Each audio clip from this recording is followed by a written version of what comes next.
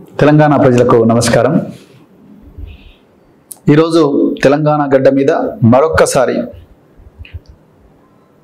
దళిత సామాజిక వర్గానికి ఘోరమైన అవమానం జరిగింది. మరి ఇందిరమ్మ రాజ్యం, ప్రజాపాలన, 6 గ్యారంటీలు అని ప్రతిరోజు కూడా ఊదరగొడుతూ ఉపన్యాసాలు ఇస్తున్న ముఖ్యమంత్రి రేవంత్ రెడ్డి గారి సమక్షంలోనే ఒక దళిత సామాజిక వర్గానికి చెందిన ఉప ముఖ్యమంత్రికి ఘోరంగా దేవుడి సాక్షిగా అవమానం జరిగింది. మిత్రులారా, ఈరోజు ఉదయం యాదాద్రి లక్ష్మీ నరసింహస్వామి గారి ఆలయంలో ముఖ్యమంత్రి గారి దంపతులు, మరి ఉప ముఖ్యమంత్రి గారు, అదేవిధంగా జిల్లా మంత్రులు కోమటిరెడ్డి గారు, అదేవిధంగా ఉత్తమ్ కుమార్ రెడ్డి గారు, వీరందరూ మరి ప్రత్యేక పూజా కార్యక్రమాలు నిర్వహించారు. కార్యక్రమాల తర్వాత మరి వారందరికీ కూడా సన్మానాలు చేయడం జరిగింది. ఇక్కడ విషయం ఏంటంటే, మరి ముఖ్యమంత్రి గారి దంపతుల తర్వాత మరి ప్రోటోకాల్ ప్రకారం ఉప ముఖ్యమంత్రి గారు వస్తారు, అదేవిధంగా జిల్లా శాఖ మంత్రులు వస్తారు. మరి ఈరోజు ముఖ్యమంత్రి దంపతులు, అదేవిధంగా ఉత్తమ్ కుమార్ రెడ్డి గారు, అదేవిధంగా కోమటిరెడ్డి వెంకటరెడ్డి గారు, వాళ్ళందరేమో ఎత్తైన కుర్చీల మీద కూర్చొని మరి ప్రోటోకాల్లో 2వ స్థానంలో ఉండే ఉప ముఖ్యమంత్రి గారికి మాత్రం మరి చిన్న బల్లపీట వేసి కూసబెట్టిండ్రు కింద. అంటే నేనేమంటానంటే, తెలంగాణ పిల్లలందరూ కూడా దయచేసి గుర్తించాలి, కాంగ్రెస్ పార్టీ మొదటి నుంచి కూడా ఇదే విధంగా వెక్కిరిస్తూ ఉన్నది పేద సామాజిక వర్గాలను.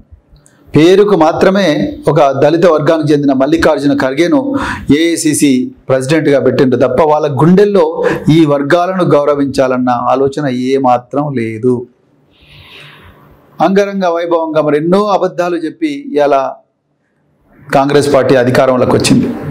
కాంగ్రెస్ పార్టీ అధికారంలోకి వచ్చిన తర్వాత ప్రగతి భవన్ను మహాత్మా జ్యోతిరావు పూలే ప్రజాభవన్గా మార్చిండ్రు. ఆ ప్రగతి భవన్లో వెనక ఉండే బిల్డింగ్లో మల్లు బట్టి విక్రమార్క గారిని ఉప ముఖ్యమంత్రిని కూర్చోబెట్టిండ్రు.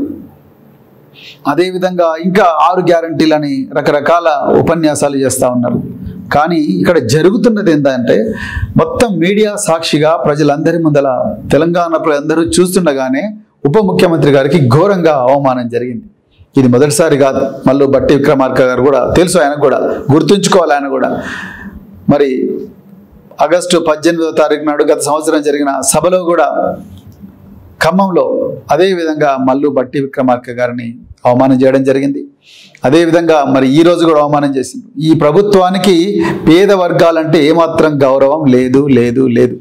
ఉంటే ముఖ్యమంత్రి గారు జనవాడలో ఇదే దళితుల మీద, ఇదే క్రైస్తవుల మీద, ప్రార్థనా మందిరాల మీద బీజేపీ మరియు కాంగ్రెస్ నాయకులు అందరూ కూడా దాడి చేసి ఘోరంగా నినాదాలు ఇచ్చుకుంటా దాడి చేస్తే కనీసం ఒక స్టేట్మెంట్ కూడా ఇవ్వలేదు ముఖ్యమంత్రి గారు, ఉప ముఖ్యమంత్రి గారు. వీళ్ళెవరు కూడా స్టేట్మెంట్లు ఇవ్వలేదు. సోషల్ వెల్ఫేర్ హాస్టల్లో, ఏ పేద వర్గాలు చదువుతున్న సోషల్ వెల్ఫేర్ హాస్టల్లో పిల్లలు ఘోరంగా చచ్చిపోతూ ఉంటే, ఆత్మహత్యలు చేసుకొని చనిపోతూ ఉంటే కనీసం ఒక్కరోజు కూడా వాళ్ళ కుటుంబాలను సందర్శించలేదు. అదేవిధంగా ఆ ఆత్మహత్యలు నివారించడం కోసం చర్యలు తీసుకోలేదు. సో వాళ్ళ అడుగడుగున వాళ్ళ శరీరంలో నఖశిఖ పర్యంతం కూడా ఈ పేద వర్గాల మీద కపట ప్రేమనే ఒలకబోస్తున్నారు తప్ప నిజంగా ప్రేమ లేదు, విద్వేషం ఉన్నది.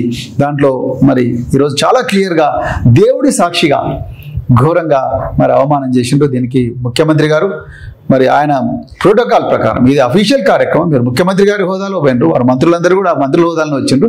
ఉప ముఖ్యమంత్రి గారు ఏం పాపం చేసిండ్రు? మరి ఆయన కూడా ప్రోటోకాల్ ప్రకారం గౌరవం ఇవ్వాల్సిందే కదా. మరి ఆయన ఏం పాపం చేసిండు? ఆయన నోరు తెరిచి చెప్పలేకపోయిండొచ్చు. కానీ పెద్ద మనిషి హోదాలో ఉండే మీరు మరి రేవంత్ రెడ్డి గారు మీరైనా చెప్పి ఉండాల్సిందే, అయ్యా మీరు పక్కకు నిలబడండి, ముందు ఆయన కూర్చోబెడతా, ఆయన ఉప ముఖ్యమంత్రి అని చెప్పి మీరు 2 మంత్రులను వారించాలి కదా. ఇక మొత్తం మాదే అధికారం, మేమే చేస్తాం ఏదైనా, ఇక మా చేతుల్లోనే ఉంటుంది అంతా, మీరు ఓన్లీ నామకే వస్తే మీకు ఉప ముఖ్యమంత్రి పోస్ట్ ఇచ్చినాం, నువ్వు ఎక్కడ వేసిన ఎక్కడ ఏ మూలన పడుంటు నువ్వు అంతే అన్నట్టుగా మీరు ఇది ఒక్కటేసారి కాదు, ఇంత ముందు కూడా చాలాసార్లు ఆ విధంగా మీరు మీ అహంభావం ప్రదర్శించిండ్రు. అందుకొరకే నేను మళ్ళీ చెప్తున్నా, రేవంత్ రెడ్డి గారు మీరు ముఖ్యమంత్రిగా మీరు క్షమాపణ చెప్పాలి ఈ సమాజానికి, ఈ పేద సమాజానికి. ఈ చెప్పినంత వరకు కూడా మరి ఊరుకోమని నేను చెప్తున్నా. మీకు అసలు ఇంత ఘోరమైన అవమానం మరి ఎప్పుడు కూడా చరిత్రలో జరిగినది. దేవుడి సాక్షిగా ఆ పవిత్రమైన ప్రార్థనా మందిరాల్లో ఇలాంటి ఘోరమైన అవమానం జరగడం అనేది చాలా చాలా బాధాకరమైన విషయం. ఈ తెలంగాణ చరిత్రలో ఒక దుర్దినం అని చెప్పేసి నేను అనుకుంటున్నా. సో మరి తెలంగాణ పిల్లలందరూ కూడా దీన్ని గమనించాలి అని చెప్పి, అదేవిధంగా ఈ దోపిడీ కాంగ్రెస్ పార్టీకి, ఈ పేద వర్గాల మీద అహంభావాన్ని ప్రదర్శిస్తున్న ఈ కాంగ్రెస్ పార్టీకి బుద్ధి చెప్పాలని చెప్పేసి కూడా ఈ సందర్భంగా తెలంగాణ ప్రజలందరినీ కోరుకుంటూ, దళితుల ఆత్మగౌరవం, బహుజనుల ఆత్మగౌరవం కోసం బహుజన్ సమాజ్ పార్టీ నిరంతర పోరాటం చేస్తుంది. వాళ్ళ ఆత్మగౌరవాలు పునాదిగానే, దళిత ఆత్మగౌరవం లక్ష్యంగానే, పేద వర్గాల ఆత్మగౌరవం లక్ష్యంగానే, బహుజనుల ఆత్మగౌరవం లక్ష్యంగానే ఈ పార్టీ మరి రాజకీయాల్లోకి వచ్చింది. తప్పకుండా వాళ్ళ ఆత్మగౌరవం కోసం, ఆత్మగౌరవ రక్షణ కోసం బహుజన్ సమాజ్ పార్టీ నిరంతరం పోరాటం చేస్తుంటుందని చెప్తూ మరొక్కసారి మీ అందరికీ కూడా ధన్యవాదాలు చెప్తున్నాను.